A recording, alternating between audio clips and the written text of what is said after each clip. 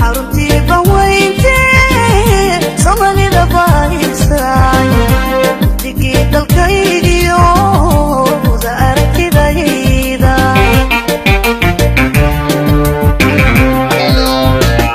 xaruntii baweyntii Soomaalida baayisay digii dalkaygiyo wada aragtidayda. السلام عليكم ورحمة الله وبركاته. martida sharafta leh ee ka soo qayb gashay barnaamijkan maanta waxaan marka hore aad iyo aad idinkaga mahadcelinaa soo qaybgalka aad ka soo qayb gasheen iyo waqtigiina qaaliga aad siiseen inaad barnaamijkan ka soo qayb gashiin. waxaan kaloo mahad gaar ah u celinaa walaalahayga reer Banaadiriga, ganacsato iyo shakhsiyaad gaar ah oo iyaga ii suurageliyay inaan barnaamijkan qabto. magacyadooda inta kuma soo koobi karo laakiin kulligood waa mahadsan yihiin. waxaan kaloo mahad gaar u jeedinayaa asxaabtayda reer Kaldensa oo iyagana kaalin weyn iga siiyeen inaan barnaamijkan aan soo sameeyo, ha ahaato fikir iyo awood iyo wax walba. kulligiin waa mahadsantihiin. ilaahay khayr allah idin siiyo. waxaan rabaa inkastoo aan jeclahay inuu joogo qof xiriiriya barnaamijka laakiin anaa xiriiriyi noqonaya. waxaan rabaa inaan u waco walaalkayga Sheekh Haadi Cali oo asaga aayado quraan noogu furo barnaamijkeeni hadduu ilaahay karaan. أعوذ بالله من الشيطان الرجيم بسم الله الرحمن الرحيم ولا تحسبن الله غافلا عما يعمل الظالمون إنما يؤخرهم ليوم تشخص فيه الأبصار مهطعين مقنعي رؤوسهم لا يرتد إليهم طرفهم وأفئدتهم هواء وأنذر الناس يوم يأتيهم العذاب فيقول الذين ظلموا ربنا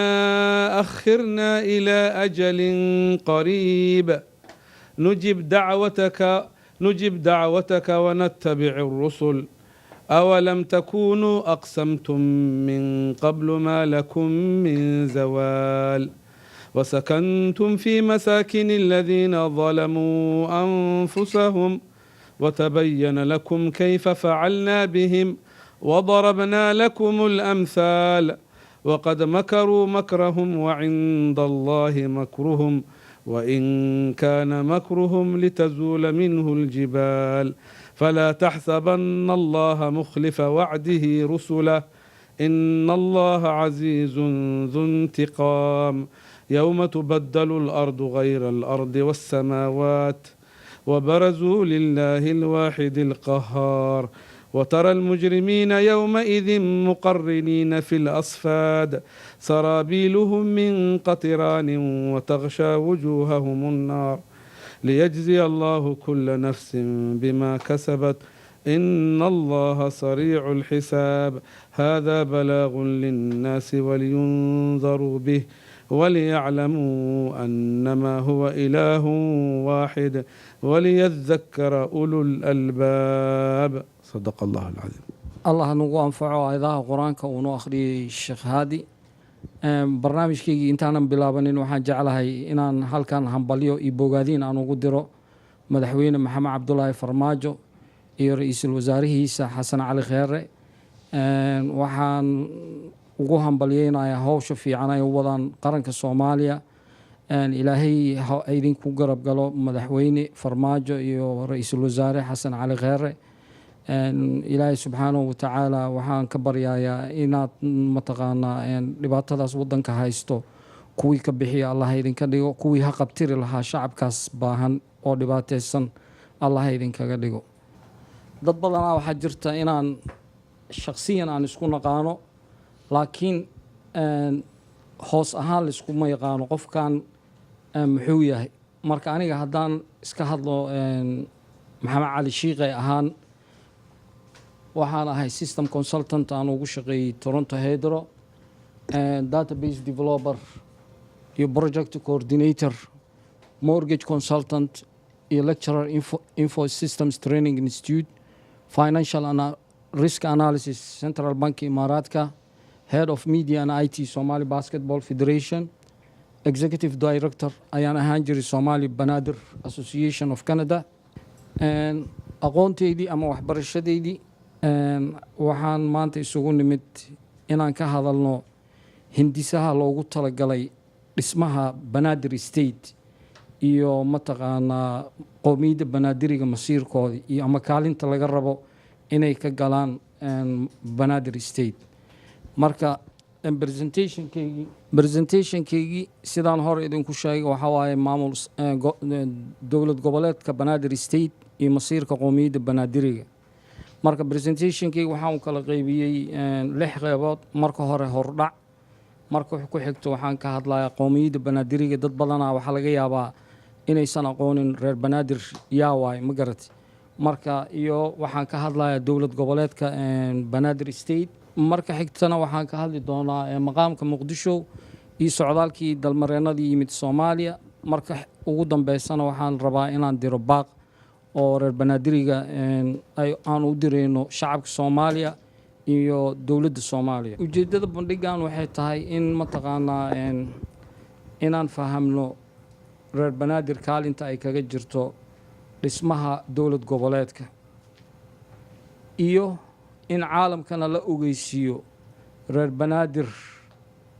inkastoo ay ka warqabaan haddana waxaa la rabaa in caalamka la ogeysiiyo mataqaanaa boobka iyo mataqaanaa loogu talagalay in lagu sameeyo Banaadir State. Marka waxaan rabaa inaan ka hadlo qowmiyadda Banaadiriga yaa waay. reer Banaadiriga waa dad Soomaalinimada ay ku weyn tahay. waxaa maragmadoonta ah kaalintii ay ka qaateen xornimada Soomaaliya. sidaan ka warqabno kulligeyn reer Banaadir xisbigii SYL waxaa ugu jiray 6 qof oo soo hooyay maanta xornimada aan harsaneyno. Marka waxa waaye taas naftigeeda waxay ku tusaysaa inay yihiin dad Soomaalinimada ay ku weyn tahay. reer Banaadirigu waxaa lagu gartaa waxa waaye waxay leeyihiin dabeecado oo ku saleysan diinta Islaamka, alla ka cabsi, nabad dhowr iyo waxyaabo badan oo ay diinta leedahay. qowmiyadda Banaadiriga waa dad ku dhaqma is-ixtiraami kala dambeyn. reer Banaadirigu waa kuwii xornimo u dirirka iyo gobonimo doonka halgankeeda hogaaminayay sida xisbigii SYL aan hore u soo sheegay.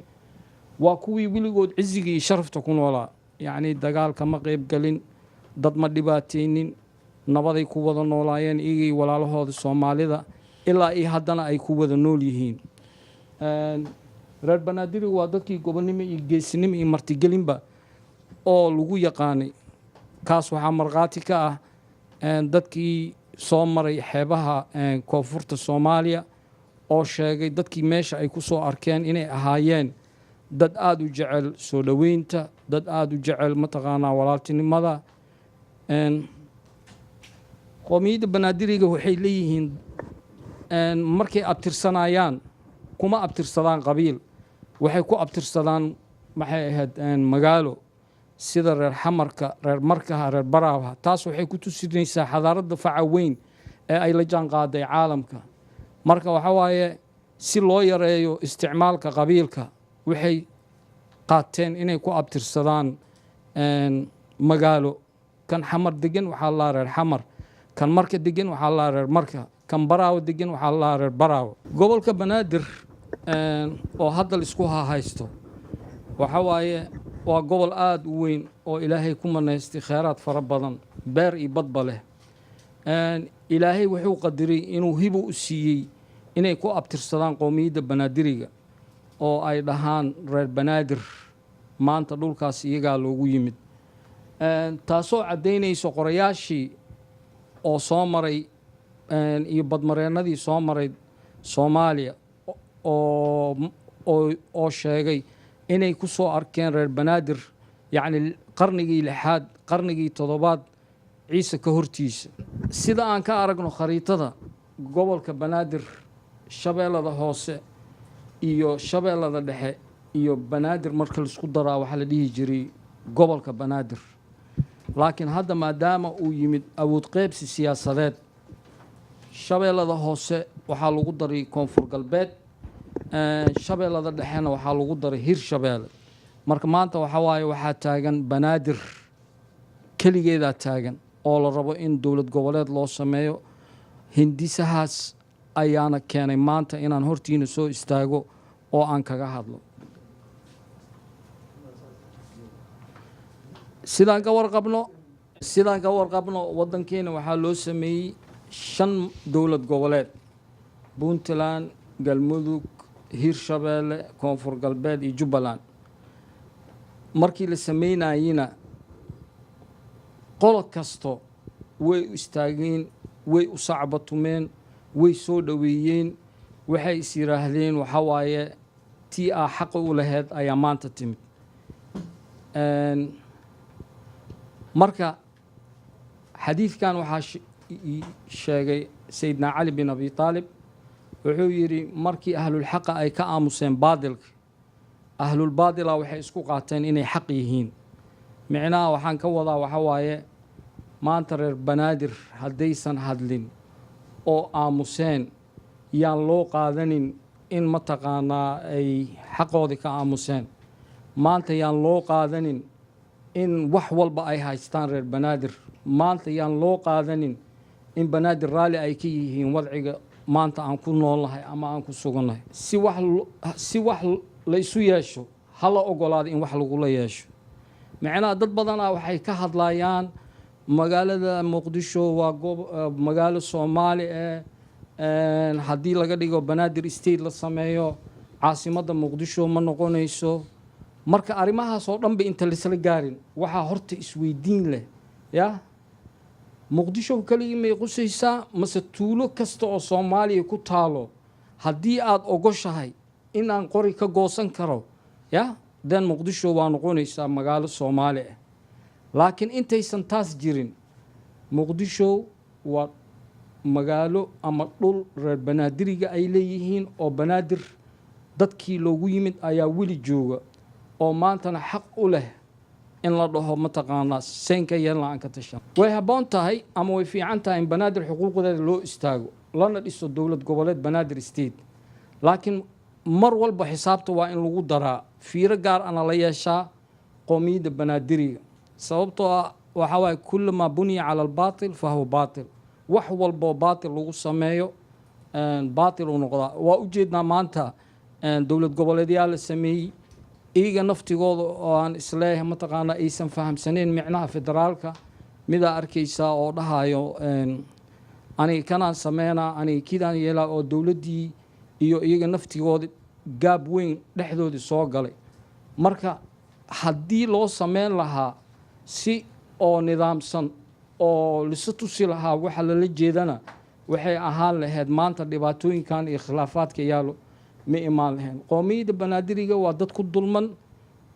federaalka dalka ka hirgalay. waxaa jirtay sidaan ka warqabnaba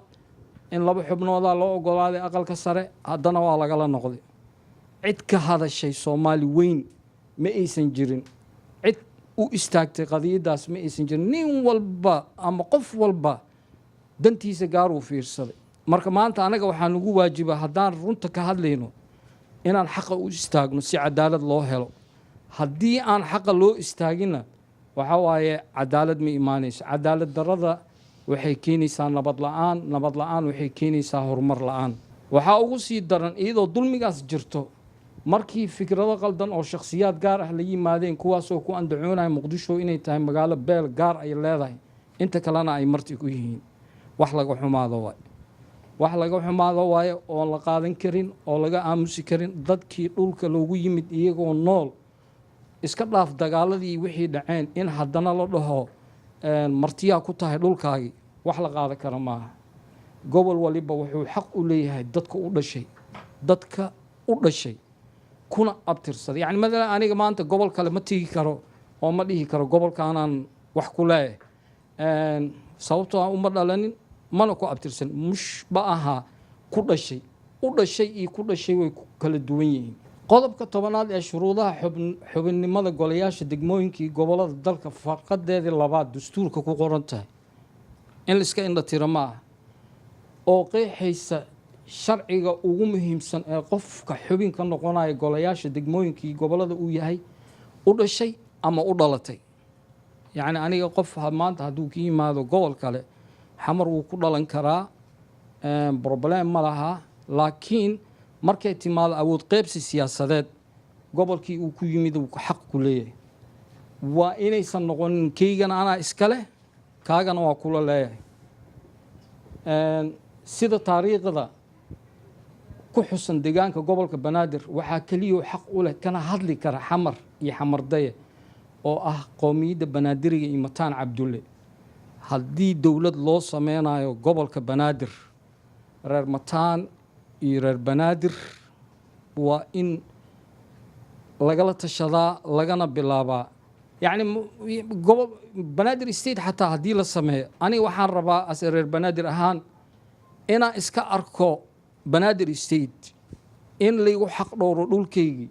in laygu xaq dhowro dadnimadeydii in laygu xaq dhowro taariikhdeydii in laygu xaq dhowro xadaaradeydii ma aha in la dhaho martiyaa tahay iyo saan waaye iyo mataqaanaa waxyaabo oo hadda qaranka uu ku burburay inuu meesha yimaado ma aha si loo ilaaliyo xuquuqda siyaasadeed ee qowmiyadda banaadiriga waxaa muhiim ah in lagu daro dastuurka cusub Soomaaliya in aqlabiyadda xubnaha golaha dowlad goboleedka banaadir loo qondeeyo reer banaadiri iyadoo dastuurka la eegayo mar walbana banaadir waa deegaan ballaaran tahay kana deganaansho badan tahay gobolada kale ee dalka 19 degmo ayay ka kooban tahay magaalada Muqdisho hase ahaatee maamulka banaadir state waa in xorriyad ah u maamushaan qowmiyadda banaadiriga ay ku abtirsan xamar ama gobolka banaadir maadaama ay taalo xadaarad fac weyn maadaama loogu yimid ilbaxnimo aada u weyn it is very critical in ma arkino sida loo sameeyey gobolada kale ama dowlad goboleedyada kale in sida sahlan saas lagu sameeyo waxa waaye waxa mar walba celinayo oo dib u dhigayo sameynta dowlad goboleedka banaadir waxa waaye formulihiisa ayaan la fahamsanayn xadaaradda haddii la fahmo ilbaxnimada la fahmo taalo magaalada Muqdisho waxa waaye markaas waa la sameyn karaa waxaan kaloo aan rabaa ummadda Soomaaliyeed meel walba ay joogaan yacni maanta haddii noola dhaafo banaadir state magaalada Muqdisho waxaan ballan qaadaynaa inay la tartami doonto Hong Kong iyo Dubai kaalinta ay kaga jirto dhaqaale iyo ganacsi taasaytiina ma aha waxaa sababta aan u leeyahay taas waxa waaye waxaan naqaanaa dhismaha waddanka dhismaha qaranka dhismaha magaalada waxaan naqaanaa qaabka mataqaanaa maamulka lacagta waxyaabo badan marka la iskugu biiriyo caqligii iyo fikirkii la isugu wada keeno waxaa hubaala in magaalada Muqdisho ay noqon doonto mid la tartanta Hong Kong iyo Dubai qowmiyadda banaadiriga horyaa loo duudsiiyey xuquuqdooda ay ku lahaayeen hoggaanka dalka iyo maamulka gobolka banaadir yacni it is not enough duqa magaalada ku-xigeenkiisa leedin siiyey laba mataqaanaa degma waxaa leedinkaga dhigay maxaa la lahaa guddoomiye it's not enough yacni anoo hadda gurigaaga kugu imid oo kugu soo dhoweeyey haddana inaad igu ixtiraami weyso xoogaa wax laga xumaado waaye ma fahmi dhulkaas dhulkaygii waaye waxaan rabaa inaan iska dhex arko inaan mataqaanaa xaqa aan leeyahay in lay marsiiyo waxaa kaloo iyadana la hadalhayaa maqaamka Muqdisho maqaam gooni in la siiyo waaye magaalooyinka kale dalka way ka duwan tahay yes way ka duwan tahay waxayna ugu duwan tahay waxaa ku yaal magaalada xamar baarlamaankii maxkamadii sare bangiga dhexe xafiisyada hay-adaha madaxda bannaan xafiisyada diblomaasiyiinta safaaradaha yacni ku yaala marka waxa waaye in la dhaho magaalada Muqdisho ha laga raro caasimadda Soomaaliya iyada isma rabto dad israbo maanta haba yaraatee ma jiro haddii la dhaho maanta xamara laga raraa caasimadda dalka oo la geeyo gobol kale dowlad goboleedyada kale oo dhisan oo dhan waa ka soo horjeesanay marka xamar reer banaadir jooga iyaga dadka isku haaya iyaga dadka isku celiya taas darteedii ayaa xamar ugu roon uguna fiican best choice u ah in magaalada xamar caasimadda dalka Soomaaliya taariikhda maqaamka Muqdisho mar walba wuxuu la xiriir ahaa hadba nidaamkii dowladeed ee jiray yacni dowlad kasta markay timaado system cusub ay u suubsan jirtay marka xoogaa brief aan waxaan ka qaadanaynaa qaabkay u dhisneed magaalada muqdisho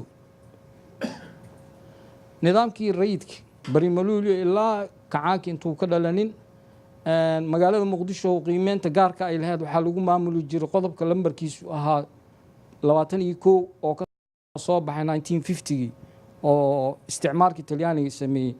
waxayna lahayd maamul u gaar ah oo ay madax banaaneed gobolka banaadir lagu magac daray dowladda hoose waxay ka koobneed golo degaan oo u madax yahay duqa magaalada muqdisho macnaa magacaabis laguma imaan jirin waxay ahayd golo degaan oo dad isugu wada yimaadaan oo ay dhahaan yaan ka dhiganaynaa duqa magaalada maxaa u dane golaha deegaanka wuxuu ka koobnaa 25 xubnood 25 xubnood oo lagu dooranayay dadka deegaanka nativeska kuwaasoo kusoo tartami jiray axsaabtii markaas dalka ka jiray golaha ayaa iska dhex dooran jiray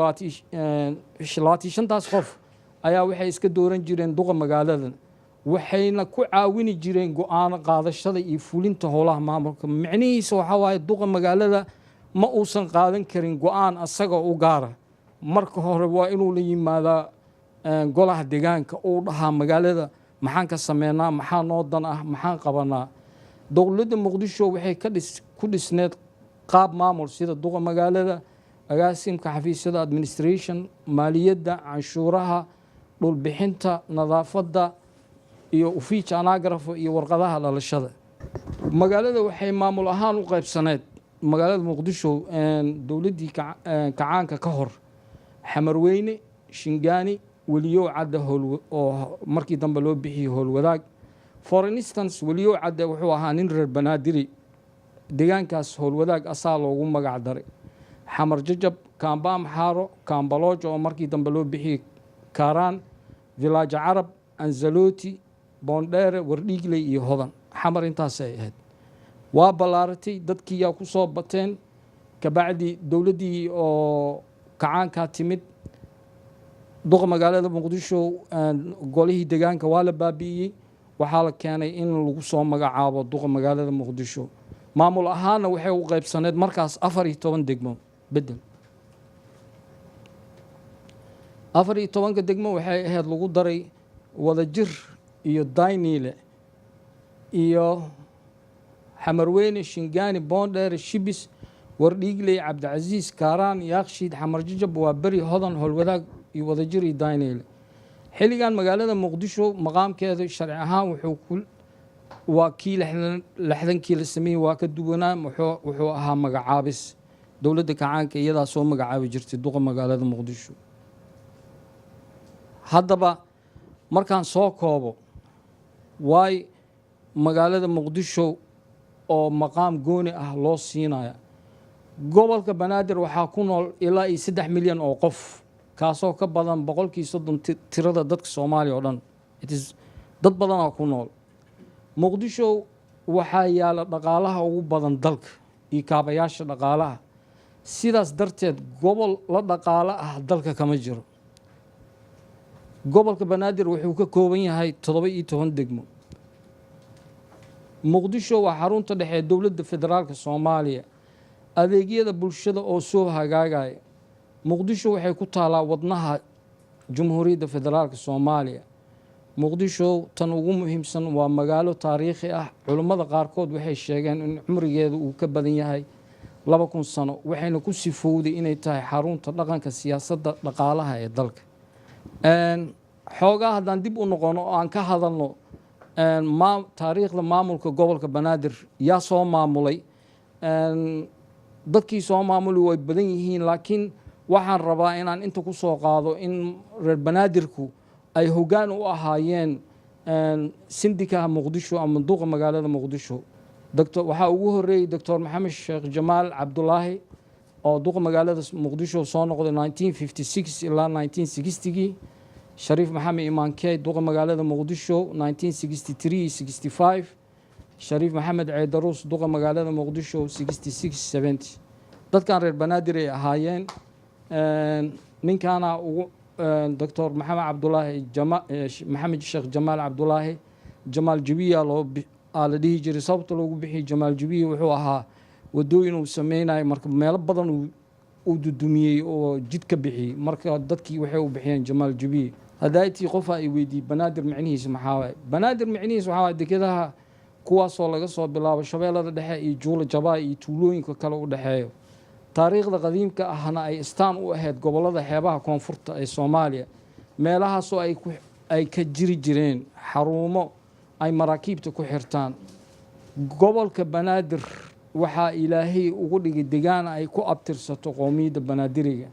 qowmiyadda banaadiriga waxay ku soo dhoweysay dhammaan dadyowga maanta ku nool oo yimid markaasaytii. gobolka banaadir waa deegaan ilaahay ku manaystay kheyraad fara badan. marmarka qaarkiisa waxaa isleeh markii laga hadlayo magaalada muqdisho moogtahay dad badanaa debate ka sameeya, maya caasimad ma noqonayso, banaadir state ma noqonayso. marka waxaan isdhahaa marmarka qaarkiis amay dadkan ku indhacad yihiin dhaqaalaha ka soo gala dekeda iyo airboortka xamar, ilaan wax kale ma jiro. dhaqaalo badanaa ka soo gala, dhaqaalahaasaa laisku hirtinaa, loolanka meeshaasuu ka socdaa, laakiin lama sheegayo. laakiin waxaan u sheegaa mataqaanaa dadka ku mashquulayo banaadir ma noqonayso iyo waa noqonaysaa. banaadir waa noqonaysaa haddaan u wada istaagno oo annagana xaq aan u hiilino, xaqa aan u hiilino. culummo badanaa soo martay iyo badmareenno magaalada gobolka banaadir way ka wada hadleen. kulligood ma soo wada qaadanaya, laakiin xoogaa aan soo qaatay saan waqtiga ugu faa'iidaysano. alyacquubi wuxuu yimid banaadir qarnigii 9aad. almascuudi asagana sidoo kale. alistikhaari ibni xowkal. albaruuni wuxuu yimid qarnigii 10aad. alidriisi kii 11aad. ibni batuuta 13aad. alhaarunina 13aad. ibni saciidna asagana 13aad. dalmareen alyacquubi ayaa qarnigii 9aad ku magacaabay qoraalkiisa magaalooyinka muqdisho iyo baraabe magaalooyin ugu muhiimsan ganacsiga trade businesska u dhexeeyo middle east iyo africa. maxamed bin cabdulaahi tanji asagana ibni batuuta wuxuu ahaa ninkii soo maray magaalada gobolka banaadir. uu ka sheekeeyey buugagtiisa iyo qoraaladiisa maanta waxaa lagu dhigaa jaamacadaha waaweyn ee adduunka sida Oxford University. marka wuxuu sheegay magaalada muqdisho wuxuu ku arkay. internetka haddaa gashiin oo aad raadisiin kitaabka ibni batuuta waxaa la dhahaa tuxfatu nadaar fi gharaa'ib alamsaar wa cajaa'ib alasfaar. waxyaabaha uu la kulmay socdaaladiisa ayuu ku tilmaamay meesha. waxaana laga helaa American Congress Library. yacni taariikhda ma duugoodo, taariikhda lama tirtiri karo, taariikhda lama bedeli karo. taariikhda banaadir meel walbay taalaa. yacni tusaale ahaan waxaan u soo qaadanaa markii wadamadan aan nimid qaxooti loo soo galay America, Europe, Canada, dadkoo dhan waxay sheegteen reer banaadir. laysma weydinin waayo reer banaadir loo sheegay. caalamka way ka warhaayaan reer banaadir dadkay yihiin, taariikhdoodii ay ka warhaayaan. marka saas darteed ay soomaalidii ku soo dhoweysay. laakiin hadda in la dhaho reer banaadir xaq kuma laha banaadir, wax oo aan la qaadanaynin oo aan macquulna ahayn waay. ibni batuuta isagoo ka hadlaya dadkii uu ku soo arkay koonfurta soomaaliya wuxuu yidhi waa dad nabadda jecel, ku dhaqma nidaam, kala dambeyn, maamul, administration. waxay qabeen wasiir, waxay qabeen qaadi, waxay qabeen suldaan, iyo kala dambeyn iyo taakulaynta soomaalida. ilmahooda iyo dadka la degaba bara diinta islaamka. everybody oo la soo degay reer banaadir waxay barayeen diinta islaamka iyo xirfado ay ku shaqaystaan si ay ganacsiga ay u bartaan. wuxuuna sheegay inuu ku arkay dad ganacsiga ku xeel dheer, business people ay ahaayeen reer banaadirka waagaas ilaa iyo maanta, kuwaasoo lahaa xirfado kala duwan. wuxuuna dadkaas ku tilmaamay dad ku fiican soo dhoweynta. waxaa kaloo uu sheegay ibni batuuta in magaalada muqdisho ay xamar ka dhisneed dhismooyin aad iyo aad u qurux badan oo la tartami kara dhismooyinka waaweyn ee markaas dunida ka jiray. xamar waxaa lagu samayn jiray dharka aliindiga, waxaa loo diri jiray masar. waa qarnigii 13aad. ma garatay? yacni businesskaasaytii oo ka jiray xamar waxay ku tusaysaa yacni xadaaradda facda weyn iyo ilbaxnimada ay leedahay ay leeyihiin reer banaadir. waxaa kaloo uu sheegay magaalada muqdisho ay tahay magaalo aada u qurux badan, nolol iyo barwaaqo iyo ladnaanba leh, dadka deegaankana ugu imidna waa qowmiyad xadaarad iyo taariikh facweyn. ibni batuuta buuggiisa sidaan hore ugu sheegay internetka waa ka helaysaan, university haddii la tago waa laga helaa, jaamacadaha waaweyn waa laga helaa. taariikhda ma duugoobeyso mana tirtirmayso sidaan u sheegay hore. dharka alindiga la samayn jiray waa kaasaa, iyo qaabka loo samayn jiray waagaasaytii ee loogu yimid dadka reer banaadiriga ayna u dhoofin jireen Masar iyo adduunka meelo kale. kaydka taariikhiga ee wadanka China cahdigii boqortooyada Ming ama Ming Dynasty asagana internetka waa ka helaysiin. qarn markuu ahaa sanadka 1422 ayuu magaalada Xamar yimid. buugagta laga qoray Ming asagana waa kana The Cambridge History of China iyo The Open Empire History of China to 1600 sanadkii 1600. magaalada Xamar iyo Baraaway waxay u soo diri jireen wakiilo ganacsi oo business trade sameeyo oo yimaada Xamar. kuwa Xamar iyo Baraawana ay tagaan China ay tagi jireen, waxay isdhaafsiin jireen wakiilada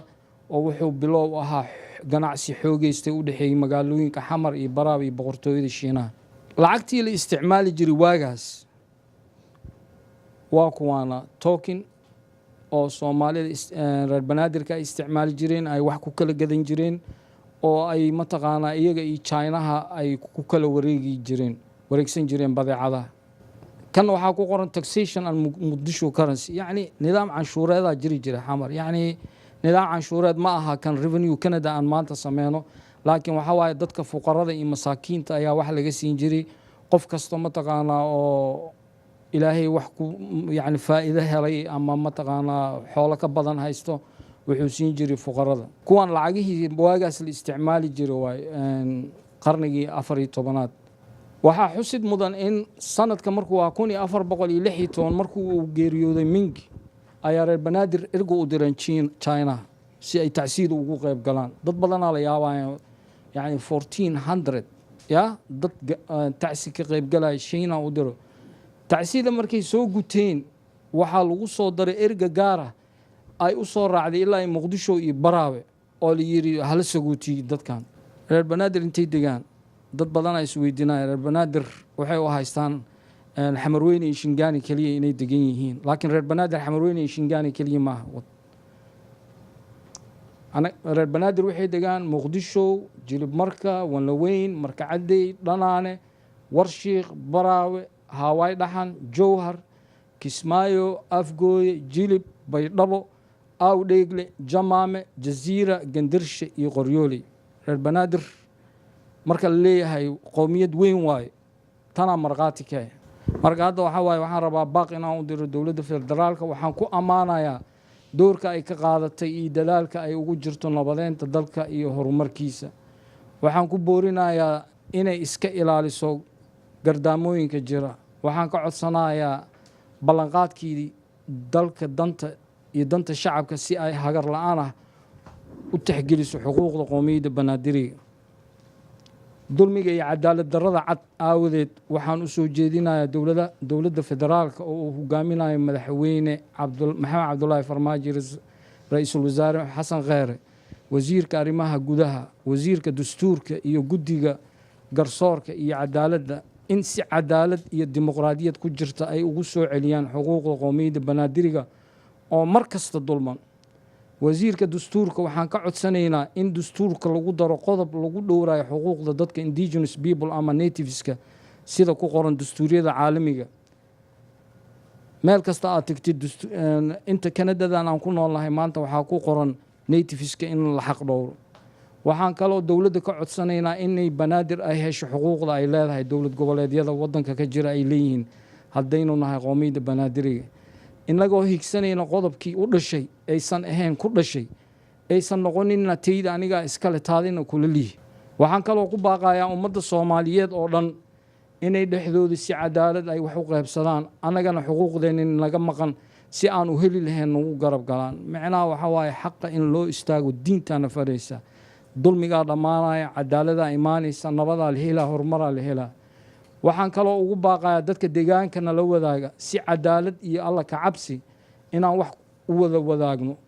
oo aan ka tagno isxaqdhowr la'aanta istixgelin la'aanta iyo cadaalad darrada innagoo dhan waxaanu nahay ummad islaam ah diinteennuna na farayso inaan isku kaashanno xaqa iyo meelmarinta cadaaladda sidaa darteed waxaan ka rajaynayaa dadka deegaanka banaadir nala dega inay isxilqaamaan sidii aan u samaysan lahayn maamul goboleedka banaadir oo lagu dhiso awood qaybsi si cadaalad oo aan cidna loo dulmin annaga haddaan nahay qowmiyadda banaadiriga waxaan diyaar u nahay inaan hormuud ka noqono sida xaqa banaadir loo soo celin lahaa qowmiyadda banaadiriga waxay ugu baaqayaan beesha caalamka iyo xafiiska ee qaramada midoobay Soomaaliya inay wax ka qabtaan soo farageliyaan dulmiga lagu haayo dhismaha maamulka gobolka Banaadir State waxaan kaloo ugu baaqayaa xildhibaanada banaadiriga inay u istaagaan qadiyadoodii kaalinna ka qaataan maadaama aan banaadir ka hadlaynay waxaa sharaf weyn ii ah inaan u waco Hiloolishiino oo asagana ah dadka nala dega magaalada Muqdisho ama gobolka Banaadir inuu hadalka jeediyo inta hadduu Ilaahay karaan noqdo bismillaahi raxmaani raxiim waxaan aada ugu faraxsanahay maantay inaan ka soo qayb galo munaasabadan oo nagu marti qaaday maxamed cali shiiqi taasoo ku saabsaneyd banaadiriga inay tirsanayaan xaqdarro ay rabaan xuquuqdooda inay ka helaan waxa ay ku leeyihiin gobolka banaadir wax badan oo soo xusay maxamed cali shiiqi taariikhdii gobolka banaadir iyo siday ahayd aadaana maaragtay ugu faraxsannahay inuu maaragtay arrimahaas soo qaato taariikhda weyn ay leedahay gobolka banaadir waadna arkaysiin inta meel ay banaadirka ay degaan muxuu ahay banaadiriga intaasoo meelood inay degaan aysan ku goobnayn keliya shingaani iyo xamarweyne saas darteed xuquuqdooday u doodayaan waxa ka maqanna xaqay u leeyihiin inay helaan waxaa farxad weyn ammaantay wax walba inaan la inkiri karin la rabo gobolka banaadir xuquuqdiisii iyo inuu helo muxuu ahay sidii si feera wax loogu qaybsan lahay loo dhisi lahay sida gobollada kalena ee u dhismeen loo dhiso taasna waxaan ka rajaynaynaa inay dhowaan inay mar dhammaato maraan dheerayn saaad ogtihiin ninka hadda guddoomiyaha gobolka ka ah taabid si fiican ayuu ugu dadaalay in gobolka banaadir xuquuqdiisa uu helo dagaal dheer uu usoo galay wuxuuna jecel yahay si feera in ummadda gobolka banaadir degan ay xaqooda u helaan si sinaan waad ogtihiin dadka hadda maamulka wado markii hore gabdhaha waa ku yaraayeen in hore lasoo mariyo maamulka gobolka banaadir laakiin hadda dadka ka mida gobolka banaadir xuquuqda laga siiyey gabdhaha waxaa ka mida maluuka ka mida waxaa ka mida subayda iyo dad kaloo hadda aan maaragtay xafiisyada ka shaqeeya meelaha muhiimkaa laakiin aanan inta kusoo koobi karin si aada iyo aada ayuu rabaa ninkan la yidhaahdo taabid inuu uga shaqeeyo shaqo badanna waa la qabtay waad aragteen meesha hadda ay marayso waad arkayseen soddon sano ka hor aa ugu dambeysay isbortiibo lagu cayaaro habeen waad aragteen oo malaynaa habeen dhexdaasa in toos adduunyada looga fiirsanayo maantay waxaad arkayseen stadium muqdisho in dhowaan gobolka banaadir ay ku soo wareegi doonto stadio banaadir iyo hoteelkii muxuu ahay ay lahayd stadiumka u lahay waxa waaye sida shiiqii uu sheegay waa runtiis dad ka badan 3 malyan ayaa maantay magaalada xamar degan kuwaasoo ka kala yimid gobolada Soomaaliya oo dhan inta u dhaxayso muxuu ahay Dangoroyo iyo meesha la yiraahdo Juule iyo Jawaay Abdalla Biroole Yamani Wirkoy iyo inta u dhaxayso iyo maaragtay Doynuunay area-daas oo dhan dadkaas waxay ku wada nool yihiin magaalada xamar taasoo nasiib wanaag noqotay dadka loogu yimid inay ahaayeen dadka soo dhaweeyay oo maaragtay sababtaas u noqotay ee aan la kala takooraynin waqtiyo badan ay soo martay oo adduunyada laga sheegay meesha kaliya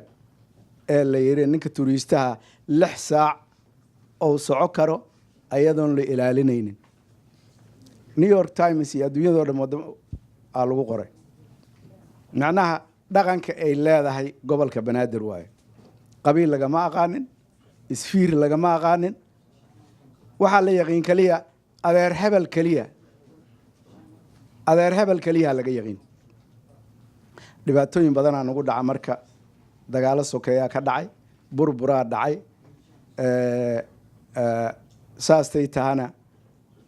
weli gobolka banaadir waa ka gidisan yahay gobolo badan uu ka gidisan yahay oo si nabada loogu wada nool yahay waxaan rajaynaynaa marka shiiqay iyo inta la shaqaynayso reer banaadiriga inay halganka sidooda u sii wadaan xaqay u leeyihiin inay xaqooda helaan ninkan la yiraahdo taabidna waa nin jecel xuquuq si fairness in wax loo qaybsado waxaan rajaynaynaa hawshaas in gobolka banaadir la dhisi doono nin la arkabana xaqiisa uu heli doono haddii ilaahay yiraahdo marka aniga waxaan ka mid ahay aniga hadda dadka la shaqeeyo gobolka banaadir waxaan qaabishanahay la taliyaha xagga muxuu ahay xagga samafalka ayaan ahay meelo badan aan ka shaqeeyay volunteer aan ku shaqeynay waxaa jirto dadkii dagaalay galeen waxaan ka shaqeynay wax la yiraahdo trauma healing oo dhowr maaragtay goor oo shirar badan la qabtay waa laga faa'iideystay dadna waa ku faa'iideen waana la wadaa hawshaas haddii ilaahay yiraah waxaan rajaynaynaa inaan ka wada shaqeyno gobolka banaadirna aan u istaagno wixii aan qaban karno inaan qabanno marka waa kaas sheegay aad u mahadsan tahay sida wanaagsan iyo inta isku soo toosisay maaragtay aad aan ugu faraxsanahay hiloolishiin waa mahadsan tahay haddana waxaan u yeerayaa adeer maxamed faarax aliyow asagana inuu inta ka hadlo horta dowlad goboleedyada marka ugu horeyso waxaa loo arkay xalaa loo arkay ma ogyahay wax yacni soomaali dan u ana ma ahan wax sii jiri doonana ma ahan laakiin hadda xalaa loo arkay 4.5 xalaa loo arkay ma ahan wax sii jiri doona ma ahan soomaaliya waxay gaari doontaa inay kulli isku mid noqoto qof walbana gobolkuu rabo uu dego oo qof ka xigta uusan jirin doorashada waxay ku imaan doontaa 1 person 1 vote sida ibidkaad ahaa jirtay dastuur iyo sharci ayaa la samayn doonaa wakhtigay rabta ha qaadato higsigeennu waa meesha waa mahadsantaha adeer maxamed faarax wakhtigaa ciriiri nagu waxaan rabaa inaan waco sheekh haadi oo 2 daqiiqo asagana ka hadli doona intii munaasabadan. بسم الله الرحمن الرحيم إن الحمد لله نحمده ونشكره ونستعينه ونستغفره ونعوذ بالله من شرور أنفسنا وسيئات أعمالنا من يهده الله فلا مضل له ومن يهديه فلا مضل له كلمة مرة أنا أقول هذا المغرب كان والنهاية وحكي لي عن ربا أنت محمد أوكهالي ونكو صبور قرينا أيو محمد وحو تابنا أي ظلمك أنا ما أنت مسعودي يا دقن بنادر صان ما هاد لكن عام وحن كهلا ومد محيكو استاكتا أو إلهي كهر مرياه ومدنا محيكو لعضاه أو إلهي أدوليا أو لوايا تاريخ ذي اللقوايا الدونك واحد صور مرضات بدن أو حضارات لها أو أيقو قامين جرين أو هدا عن جوجين كو وحن صور مرني أو جيرين هدا صوب بحي تصالح مع إذا كفلن أركتي الدنيا ده أما ده تشاينا ده maxaan ku radaa xataa Singapore leh ummadihii soo kacay waxay ku soo kaceen iyo wax qubuudka ku dhacay ummad laba cunsur ayaan sheegi doonaa ummad haday dhulmi sameeyso ayadii aan suurada ku furto waxay ilaahay inuunan qaafil ka ahayn amma yacmalu adh-dhalimun ninkuu doonaha ahaado dowladda maanta jirta tan imaan doonta tii jiri jirtay haddii dhulmi ay ku dhaqaaqdo ummad oo ay ummadii la nooleed xaqirto xaqeeda qaadato ummadda cadaabiso ummadaas way dhumaysaa ogaada magaca Soomaali xataa waa la weynaa haddii dhulmigaas uu saa u sii socdo ummadna waxay ku kici kartaa ilaahay magaceedu ku qaadi karaa oo taariikhda meel kaga geli kartaa haddii cadli samayso waa i'dilu ilaahay wuxuu leeyahay i'dilu huwa aqrabu littaqwa cadaalad sameeya haddaa cadaalad aad samaysaan iyadaa taqwada ilaahay oo dhow أنا كلمتي وحكي كومنتها أمريكا لبداس عنصر الظلم والعدل هدي أمد لجاها لنا وكوريسا عدالتي هدي ظلم أمد لجاها لنا ويلوميسا تاريخ لجا أركم معي إن الله إلهي وحليه لا يملي الظالم حتى إذا أخذه لم يفلت إلهي وأكرنا يا قفك الظالم إلا أكقبته ما نفكنا waxaan leeyahay cadaaladda aan ku dhaqanno dhulmigana aan maxaan ku raahdaa aan joojino waa mahadsantahay Sheekh Haadi haddana waxaan u yeerayaa walaalkaygii saaxiibkaygii Cabdirashiid Ciise Ugaas inuu asagana meeshan laba hadal ka yiraahdo Assalaamu calaykum marka hore waxaan rabaa inaan ammaan u jeediyo walaalkay Maxamed Cali Shiiqay Macaanow inuu u istaagay xuquuqda qowmiyadda reer Banaadiriga hadda aan u aragno inay ku dulman tahay maamulada Soomaaliya laga sameeyay muddooyinkii dambe burbur ku dhacay waxaan rabaa inaan dawladda baaq u diro madaxweynaha Maxamed Cabdullaahi Farmaajo Prime Minister Xasan Cali Khayre gudoomiyaha ahna duqa magaalada gobolka Banaadir Taabit inay u hiliyaan xaqa ka maqan qowmiyaddan reer Banaadiriga ah oo aan ognahay taariikhda ay leeyihiin oo laga joogo muddo 1500 sano magaaladan ganacsigeeda iyo nolosheeda hayay ummadda Soomaaliyeed u timid oo marti u ahaayeen waliba waxaan rabaa inaan halkan ka amaano gudoomiyaha gobolka Banaadir Taabit hawsha uu ka qabtay iyo horumarka 6 bilood uu xilka hayay oo u qabtay ummadda Soomaaliyeed waa soo dhaweynaysaa waxa qabadka uu ka qabtay gobolka Banaadir waxaan leenahay waa ku amaanan tahay laakiin waxaan rabnaa inaad u istaagtid xaqa ka maqan qowmiyadda Banaadiriga waxaan kaloo fursadan ka faa'iidsanayaa inaan ummadda Soomaaliyeed u sheego inaan dawladdan 6 bilood jirta oo barnaamijka ka yahay Khayre madaxweynaha ka yahay Maxamed Cabdullaahi Farmaajo in muddadii yareed ay dhisnaayeen ay wax badan qabteen ayagana Soomaaliyeed waxaan ka codsanayaa inay garab istaagaan oo hiliyaan si qarannimadii iyo sharafta Soomaaliya loo soo celiyo gobolkan Banaadir anigu waa u dhashay iyo ku dhashay way anigu gobolkan Banaadir hadii taariikhda waxaan ahaa 1979 waxaan u ciyaaray gobolka Banaadir waxaan ahaa kabtankii ciyaarihii gobolada waxaan u ciyaaray degmada Shangani waxaan u ciyaaray naadigii Minishibio marka kama marni gobolka Banaadir haddana reer Banaadiriga kama marni oo dad aan la noolaa oo walaalahay ah asxaabteeda iyo saaxiibaday ah taariikhda ay leeyihiin waa arkay qoraaladii iyo research badan aan sameeyay dadkani waxaad dareemaysaa qarnigii 6aad dad wafuud iyo ganacsi China aadahay waa garan karnaa annaga Soomaalideenna inaan xaaladda qarnigii 6aad aan ku sugnayn nimankan reer banaadiriga qowmiyadani xadaaradda ay lahaayeen taariikhda waa dad ku fiican ganacsiga waa dad ku fiican horumarka waa dad mar walba nabadda iyo dowladnimada ayida xorriyaddii qayb bay ka qaateen marka waxaan leeyahay particularly gudoomiye Taabit inaad u helisid qowmiyadda banaadir xaq ka maqan assalaamu calaykum waraxmatullaahi wabarakaatu waa mahadsantiin khudbadeena waxaan ku soo gabagabeynaynaa nuur ays nuur ku soo dhawow tafadal gobolka banaadir oo maanta laga hadlayo aniga aragtidayda waxaan ku darayo waxaa waaye in gobolkaas uu ku daysado gobolada kale oo la midkii oo adduunka gudoomiyaha gobolka inuu doorasho ku imaado duqa magaalada inuu doorasho ku imaado golaha deegaanka inay doorasho ku imaadaan in loo sameeyo booliis gobolka banaadir uu leeyahay hadda gobolka Ontario aan joogno oo BBA leedahay magaalada Toronto waxay leeyihiin Toronto booliis oo different ah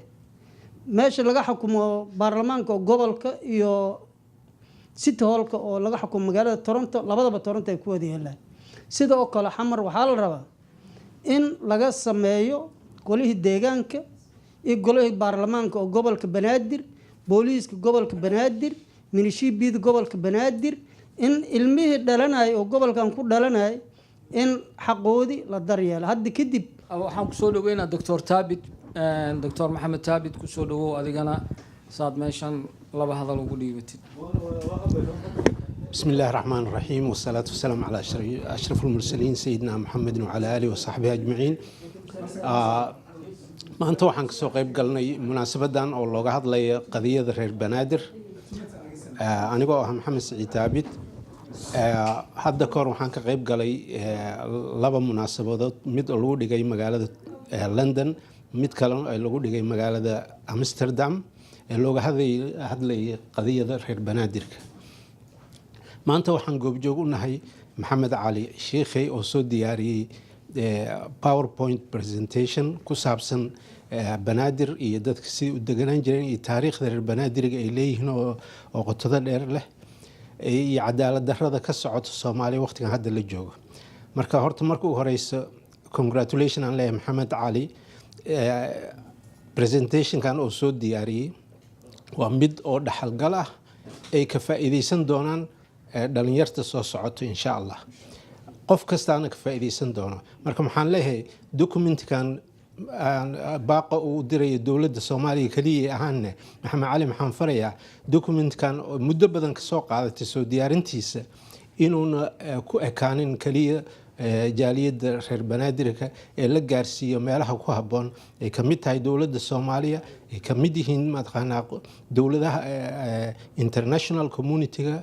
ama United Nations-ka human rights-ka si ay u ogaadaan qadiyada reer banaadir inay qotomo dheer leedahay ay yihiin dadkii asalka ahaa wadanka loogu yimid ee dawladda Soomaaliya ay lahaata geesinimada oo lahaaday Prime Minister-ka Canada shalit hadlay United Nations inuu yiri we failed markii la yiraahdo indigenous natives oo wadankan oo magac badan loo bixiyay marna la yiraahdo aboriginal marna la yiraahdo mataqaanaa Indians la dhihi jiray haddana la yiraahdo First Nation ama mataqaanaa dadkii xaq u lahaa dhulkan marka asaga laftigiisa inuu qirtay oo yiri we failed markii ay noqoto indigenous keena sida uu la dhaqanay oo ay dili jireen ama xuquuqdooda laga qaadi jiray marka waxa ay weydiisanayeen reer banaadir wax kale ma aha xuquuqdii aan lahayn aan ummadeena ka dhaxelno waa wuxuu Ilaahayna faray oo wax wanaagsan oo lagu daydo taasna maxaan leeyahay maadaama Maxamed Cali oo soo diyaariyay document-kan saas u qurxoon inuu ku ekaanin reer banaadirka kaliya all the minorities of Somalia ma aragtaa mid inuu soo hadlo oo document kale ka soo diyaariyo hadoo aleegma maadaama oo leeyahay mataqaanaa wanaagaas iyo cilmigaas oo soo diyaariyay iyo research ku soo sameeyay waa mid aad u wanaagsan